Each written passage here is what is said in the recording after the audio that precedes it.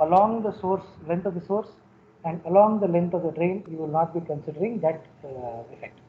That will also come into picture if you have a very long or very wide MOS transistor, where you see the W is on the Y direction and the length is on the X direction. Okay. In the cutoff mode, the VGS is less than VT, so IDS is cut off. So the relationship is fairly simple. When the MOSFET is in cutoff, the drain current is simply 0. But in linear mode, your VGS is greater than VT, your VDS is less than VD sat or VD saturation, and that means your VDF is actually less than VGS minus VT. So meaning the channel has just reached the drain and pinch off has not occurred. So there is a tapered region present. So if you check the channel voltage with respect to the position of X, that is what is the channel voltage from the source to the drain, you'll actually see that at X equal to 0, your Vs is 0, and X equal to L, Vc, and Vc at X equal to L, the length of the channel, is Vds. So the voltage difference between these two is your Vds value, 0 at the source level and Vds at the drain side. So that is what is when your VDS is less than VD sat. So what is the charge density that is along the direction of the current?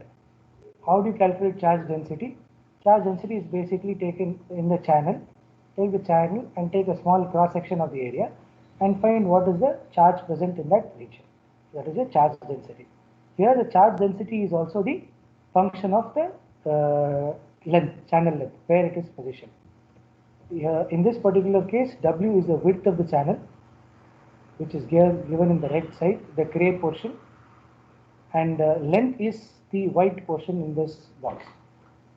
So that is the channel length, and W, so width of the channel into the cross section of the channel, where is the capacitance per unit length. Oxide capacitance is going to give you a capacitance per unit length. The channel potential varies from the source end to be at 0 to the VDS at the drain end. So that if you are in a sense, if you find out the charge density is given as a product of the capacitance per unit length, that is WCox, multiplied what is the channel potential at X. So VGS minus the channel potential minus VT. So this effectively gives what is the channel current density. Subsequently, it can be written as current is equal to a product of the channel current density multiplied by the velocity of the charge carriers. So that can be defined, here it is defined as electron mobility multiplied by the electric field. So how does the velocity increase? If you want to increase the velocity, you increase the electric field. More amount of charges will move from one end to the other due to the interrupt of charges. So this is present. And how is the electric field in a channel given? The difference of the voltage over the unit interval of the unit space of time or unit space of length, gate length, dx. It's a differential. So taking into consideration the equation QD of x is equal to WCx or width into Cox into VGS minus VC minus VT. So this, when you consider into multiply it with the velocity of the charge carrier by a differential and take the differential out of it. So QD into mu n into dV by dx gives your ID, right? So V is mu n times mu n mobility times the electric field. Electric field is the amount of voltage per unit length, and that is how you get the relationship of this device when it is in the linear mode. This is something that we are not familiar with very from our textbooks. So how does this lead to next? So now what we do is you apply what is called a boundary condition. So what is the boundary condition present? So ID of x is equal to ID, the total drain current. The boundary conditions are from x is equal to 0 to x equal to L. So what is the unit ID? Take it across the time. And that you know that from x equal to 0 id by dx, you convert id into the voltage components. You know that it is a dV format. So W into Cox into Vgs minus Vx minus Vt into mu n. So rearranging this, we can write it as the mu n Cox into W into Vgs minus Vx minus Vt into dV. If you take an integral and then rearrange the terms, how do you integrate? Integral x dx is x square by 2, right? So like that you have a 1 over 2 factor into mu n Cox into what is x square by 2? X square is Vx square will become V square by 2. Now what is this V square at Vds? Vds whole square. So Vgs minus Vt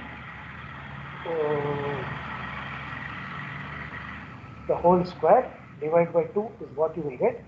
And then when you rearrange it, first rearrangement you will get it as id is half mu n Cox into W by L. So where is this L coming from, this integrand? This L is coming from the x portion. So id into x, d by dx is x. So this x is your L value.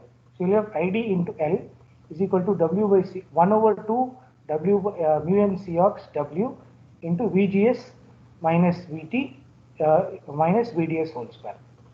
Bring the L from the RHS to the LHS, sorry, LHS to the RHS of the divide ratio, and then simplifying the equation, you will end up with id is mu n Cox W by L into 2 times Vgs minus Vt minus Vds minus Vds whole square. So where is this Vgs minus Vt coming? So Vgs minus Vt is the first term where the integral 1 we will get it as x value. So it is dV, or in this case it becomes Vds, and integral minus Vx dA minus Vx dV will become minus Vds square whole by 2. So that will be the current equation that you will get. Now what is the maximum amount of current that you can get? The maximum amount of current is when Vds is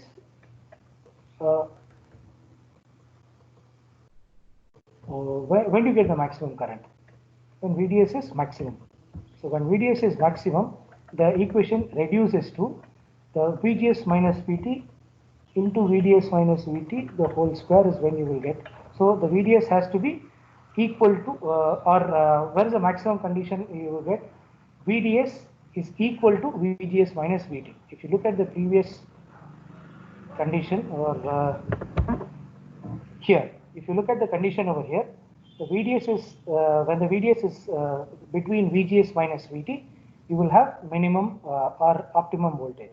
So what is the maximum Vd value you can get, which is called the Vd sat? That is Vgs minus Vt is the maximum value. So assuming taking this and applying it in this equation, the maximum Vgs value, this Vds will become Vgs minus Vt, and this Vds will become Vgs minus Vt the whole square. So 2 Vgs minus Vt the whole square minus Vds minus Vt whole square, you will get single Vgs minus Vt the whole square. So this is in essence is your, so in the linear mode, you will have in the blue curve, when it is in the maximum, that is when pinch off occurs, or when the saturation region is when the pinch off takes place, you will get your ID max. So ID max occurs at Vds equal to Vgs minus Vt, and this is called the overdrive voltage. So this is one, I just explained how it is coming. Another one I want to do is, this is an additional reading I want to give you before we come back in the afternoon session.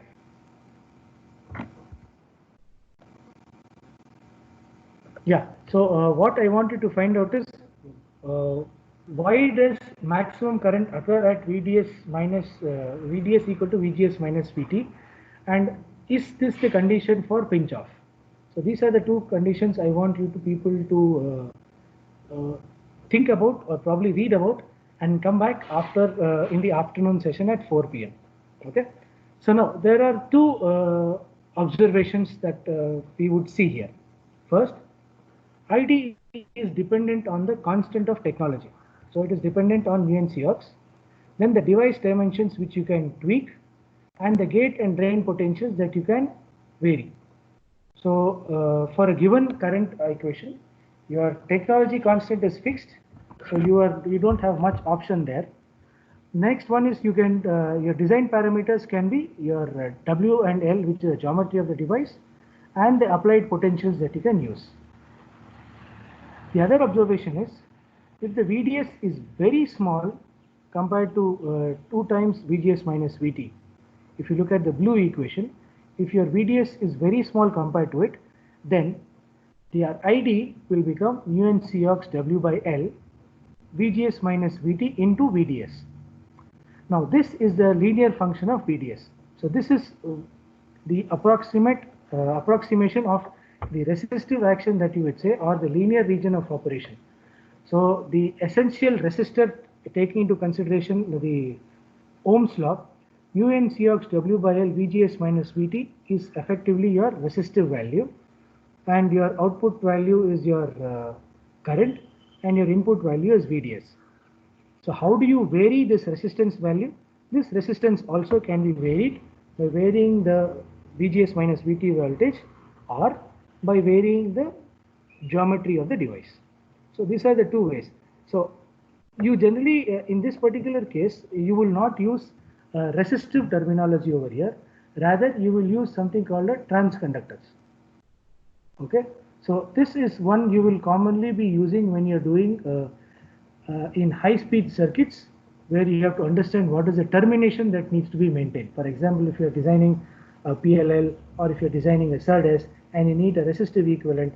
For example, if Robin would have used in his power amplifier physical resistor. So in place of a physical resistor, he can use this and make it behave like a resistor. But there are two issues.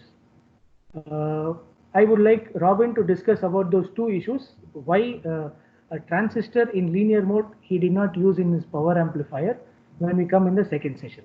So we will talk about two things before we start the next session. First is how does ID max occur at VDS equal to VGS minus VT, and then we will hear from Robin on why physical resistor is used and not a transistor with these parameters.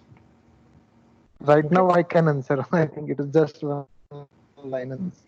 Sure, if that is good. If it's already ready, you can go ahead, because it's another 6 minutes. So I thought after Robin's answer, we will close, because I will be starting a larger section later. So we'll be closing this session after Robin's answer, or any more questions after that.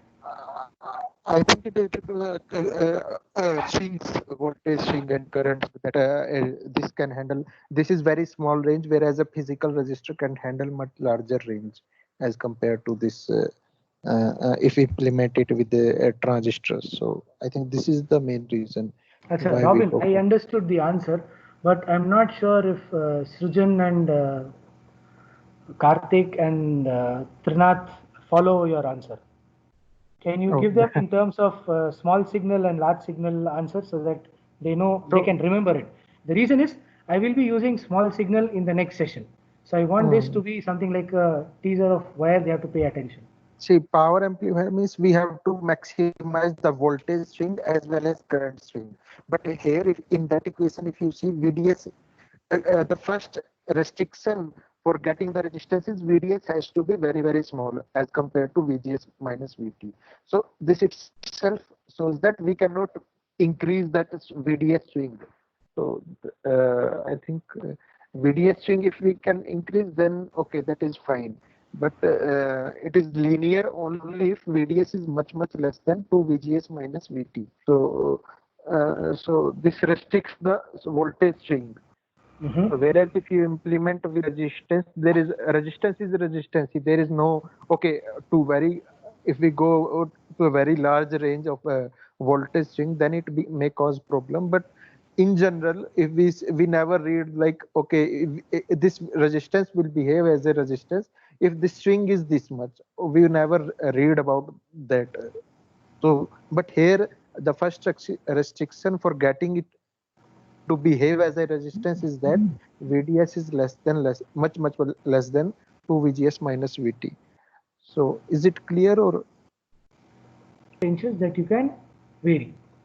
So for a given current equation, Your technology constant is fixed, so you don't have much option there.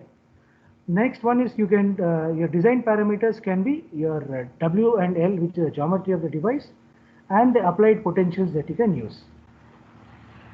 The other observation is if the VDS is very small compared to 2 times VGS minus VT. If you look at the blue equation, if your VDS is very small compared to it, then the ID will become mu n Cox W by L VGS minus VT into VDS. Now this is the linear function of VDS. So this is the approximation of the resistive action that you would say, or the linear region of operation. So the essential resistor, taking into consideration the Ohm's law, mu n Cox W by L VGS minus VT is effectively your resistive value, and your output value is your current, and your input value is VDS. So how do you vary this resistance value? This resistance also can be varied by varying the VGS minus VT voltage, or by varying the geometry of the device. So these are the two ways. So you generally, in this particular case, you will not use resistive terminology over here. Rather, you will use something called a transconductors. Okay. So this is one you will commonly be using when you're doing in high-speed circuits, where you have to understand what is the termination that needs to be maintained. For example, if you're designing a PLL, or if you're designing a SERDES and you need a resistive equivalent. For example, if Robin would have used in his power amplifier physical resistor. So in place of a physical resistor, he can use this and make it behave like a resistor. But there are two issues. I would like Robin to discuss about those two issues. Why a transistor in linear mode he did not use in his power amplifier, when we come in the second session. So we will talk about two things before we start the next session. First is how does ID max occur at VDS equal to VGS minus VT, and then we will hear from Robin on why physical resistor is used and not a transistor with these parameters. Right now I can answer. I think it is just one line answer. Sure, if that is good. If it's already ready, you can go ahead, because it's another 6 minutes. So I thought after Robin's answer, we will close, because I will be starting a larger section later. So we'll be closing this session after Robin's answer, or any more questions after that. I think it is swings, voltage swing and current that this can handle. This is very small range, whereas a physical resistor can handle much larger range as compared to this if we implement it with the transistors. So I think this is the main reason. Achha, Robin, I understood the answer, but I'm not sure if Srujan and Karthik and Trinath follow your answer. Can you give them in terms of small signal and large signal answer, so that they know, they can remember it? The reason is I will be using small signal in the next session. So I want this to be something like a teaser of where they have to pay attention. See, power amplifier means we have to maximize the voltage swing as well as current swing. But here, in that equation, if you see VDS, the first restriction for getting the resistance is VDS has to be very, very small as compared to VGS minus VT. So this itself shows that we cannot increase that VDS swing. So I think VDS swing, if we can increase, then okay, that is fine. But it is linear only if VDS is much less than 2 VGS minus VT. So so this restricts the voltage swing. Whereas if you implement with resistance, there is resistance is resistance. There is no if we go to a very large range of voltage swing, then it may cause problem. But in general, if we never read like, okay, if this resistance will behave as a resistance if the swing is this much, we never read about that. So but here the first restriction for getting it to behave as a resistance is that VDS is much less than